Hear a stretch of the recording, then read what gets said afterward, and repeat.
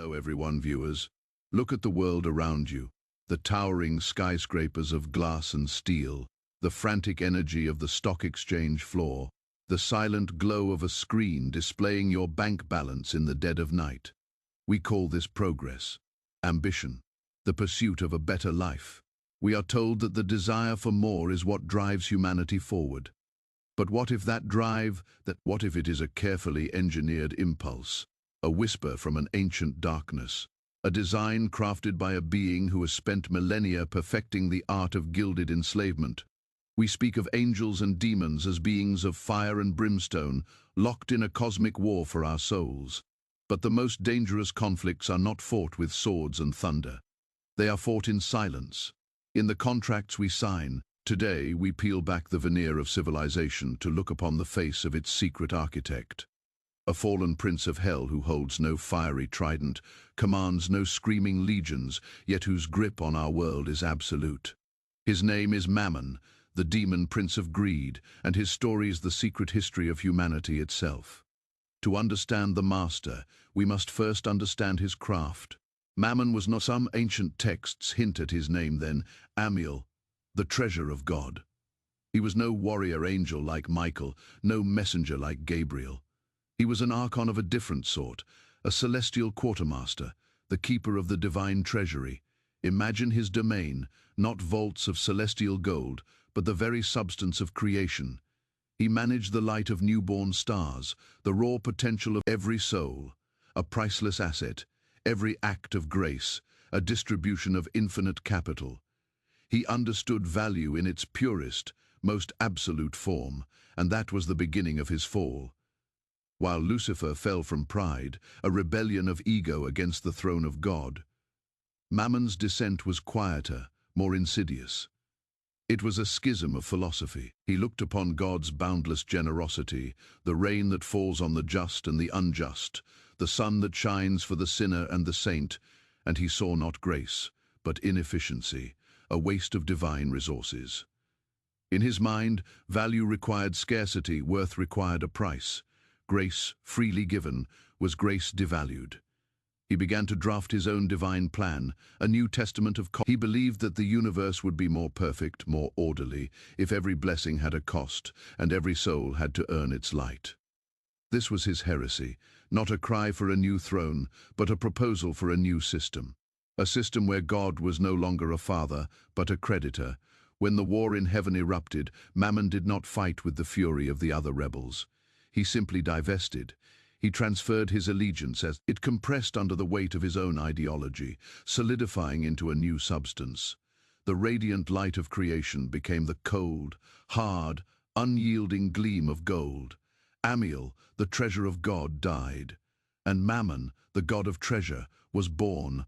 Upon arriving in the nascent world of humanity, Mammon saw not a garden to be corrupted, but a market to be cornered. While true ownership, eternal ownership, came through a different kind of contract. He didn't want to break humanity, he wanted to leverage it. His campaign was one of subtlety, a long game played over centuries. His first victory was small, almost unnoticeable. It happened when one early human looked at the flint axe of his neighbor, not with a mind to take it, but with a mind to trade for it. In that moment of barter, he nurtured this seed. He guided the hands that first shaped clay into tokens, the minds that first saw the value in rare shells and polished stones. He was there when the first coin was struck, a perfect little disc of metal. On one side, the face of a king, a symbol of earthly power. On the other, a promise, a measure of value. To the world, it was the birth of currency. To Mammon, it is a system, a global network of thought that has become so ingrained, we mistake it for our own nature. His throne is the central bank. His legions are the corporations, his scriptures are the financial reports, and his priests are the economists who preach the gospel of infinite growth on a finite planet. Consider the story of a great Roman general, a man of immense power and ambition. He conquers land, he borrows heavily, funding his campaigns and his lavish lifestyle, falling into the clutches of men like Crassus, the richest man in Rome. The general sees only political maneuvering, the cost of power, but from the shadows, Mammon smiles. He is not in the Senate, nor on the battlefield. He is in the ledger of the lender. He is the cold math of the interest on the loan, the general's victories. But every conquest also deepens his debt, tightens the invisible leash. Eventually, his ambition leads him to a disastrous war in the East, a war fought not for glory, but to clear his debts. He dies a failure, his mouth grotesquely filled with molten gold by his captors. A fitting tribute, Mammon thinks, to a loyal servant who never even knew his master's name. This is Mammon. He doesn't need you to worship him at a dark altar when you worship him every day at the altar of the marketplace. He operates through a phenomenon we can call Mammon's whisper. It is not a booming voice of temptation. It is a quiet, reasonable thought that slips into your mind, cloaked in the language of practicality and ambition. It begins by turning a want into a need. You don't just want that new chariot. You need it to maintain. If you cannot afford it, you are a failure. Finally, it turns your worth into your entire identity. You are what you own. You are the sum of your assets. This whisper has echoed through history. It was there in the courts of kings, convincing them to levy crushing taxes for one more war, one more palace. It was there on the ships of explorers, driving them across unknown oceans not for discovery. It was there in the factories of the Industrial Revolution, persuading owners that the lives of their workers were an acceptable cost on the balance sheet.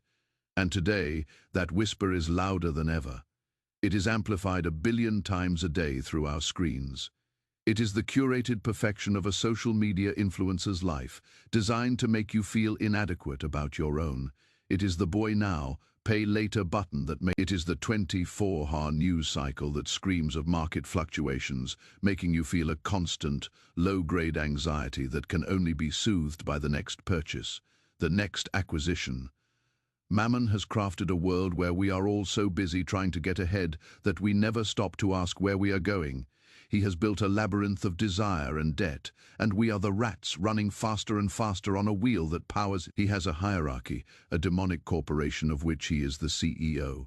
His board of directors are the archons of avarice, beings who oversee entire systems. One might manage the concept of predatory lending, another the soul-crushing machine of consumer culture, a third the abstract and terrifying power of the derivatives market. Below them are the managers, the specters of debt.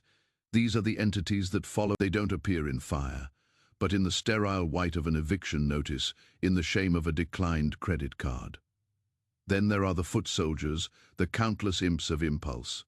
These are the tiny momentary demons that flicker in the periphery of your vision, urging you to click, add to cart, to upgrade to the newer model, to keep up with the neighbors. They thrive on envy, on insecurity, on the fear of being the pyramid, a shape of hierarchy with the all-seeing eye at the top, found on the currency of the world's most powerful nation. Is it a mere historical design, or is it a declaration of ownership? The scales of justice, so often depicted, are also the scales of the merchant. In Mammon's world, justice and commerce are inextricably linked. Your access to justice is often determined by your ability to. It is called the Ledger of Souls. This is not a physical book bound in human skin. It is a vast ethereal database. Every transaction you make, every loan you take, every time you choose money over a relationship, a line item is entered. It is not a deal for your soul signed in blood. It is a slow, methodical acquisition of your soul, signed in 1,000 credit card slips, 1,000 small compromises, until you are. The deepest parts of the deception are yet to be revealed, and you won't want to miss what comes next. Now, we arrive at the modern age, Mammon's masterpiece, the culmination of his millennia-long plan. His ultimate deception was not to convince us to be greedy. That was too simple. His true genius was to create a global system where greed is no longer a sin, it is a virtue. The ruthless exploitation of others is called good business. He took the 7 deadly sins and turned them into a business model. Lust sells everything from cars to cologne. Gluttony drives the fast food industry.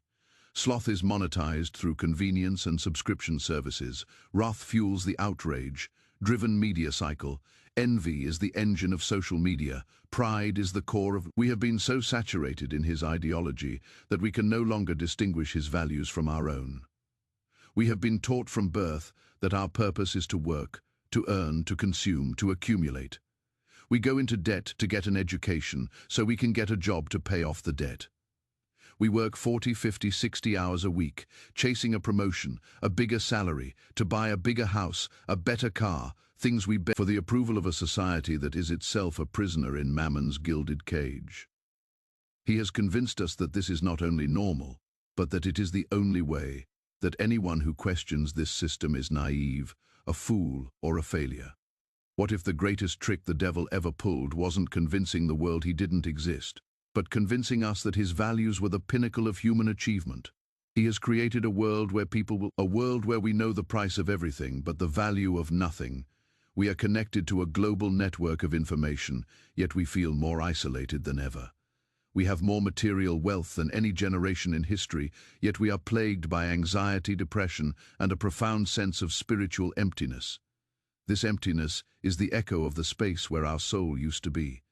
It is the void left behind when we trade our true worth for the world is his, not because he conquered it, but because we willingly handed it to him, one transaction at a time. The picture seems bleak. If this demonic prince has embedded his consciousness into the very fabric of our civilization, if his whispers are the background radiation of our daily lives, how can we possibly fight back? Is resistance futile? Number the immensity of Mammon's power is his entire kingdom, the towering edifice of global finance, the complex web of desire and debt. It is all built on a single fragile foundation. Our belief, we give it power. We collectively agree that these pieces of paper, these digital numbers, have value. We agree that this system is the only way, and what is agreed upon can be unagreed. The antidote to Mammon's poison is not to embrace poverty. The true rebellion, the spiritual warfare against the Prince of Greed, is fought with a single devastatingly powerful weapon, a re-evaluation of value. You begin to fight back not by burning your money, but by changing what you treasure. The battle begins when you recognize Mammon's whisper for what it is. When the urge to buy something you don't need arises, you pause. You ask, is this my desire or a manufactured? You remind yourself that you are seeing a curated advertisement, not a reality. You practice the forbidden art of contentment. This is not apathy or a lack of ambition. It is the profound understanding that your worth as a human being is not tied to your net worth. It is inherent. It is absolute, every act of genuine, no strings. Attached generosity is a mortal blow to Mammon. When you give your time to someone in need, when you share what you have without expecting anything in return, when you support local artisans instead of faceless corporations, you are casting a vote for a different kind of world. You are creating a pocket of reality where Mammon's laws of cold transaction do not apply. You are channeling the very divine grace that he once rejected. Think of the old parables and stories of the saints. A figure in Mammon's ledger, this was an act of insanity, a catastrophic loss of assets. But in the ledger of the soul, it was an infinite gain. It was a declaration of independence. These stories are not just quaint moral fables, they are strategic blueprints for spiritual rebellion. The true battlefield is in your heart and in your community. Rebuild your connections. The system when you choose collaboration over competition, when you build a strong community based on mutual support and trust, you are creating a fortress that Mammon's influence cannot easily penetrate. A shared meal with friends has more true value than $1,000 dinner eaten alone. The wisdom shared by an elder is a treasure no stock market can offer. The unconditional love of a family is an asset that cannot be liquidated. This in the quiet, simple things that nourish the soul, not the ego. You begin to measure your life not by what you have, but by what you give, not by your title, but by your character. This is the path to freedom. It is not an easy path. The whispers will still come, the pressures of the world will still be immense, but with every conscious choice to value people over profit, to value connection over currency, a single link in his shadow may fall upon every institution, from governments to marketplaces, but he does not and cannot control you. His power is borrowed from our own misplaced faith. His kingdom is a consensus reality that we can choose to stop believing in. The chains of Mammon are forged from gold, but they are weightless. They are an illusion. They are broken by a single act of selfless love, A moment of profound... If you liked this video, please subscribe and give it a like to support us. Thank you for watching and see you in the next one.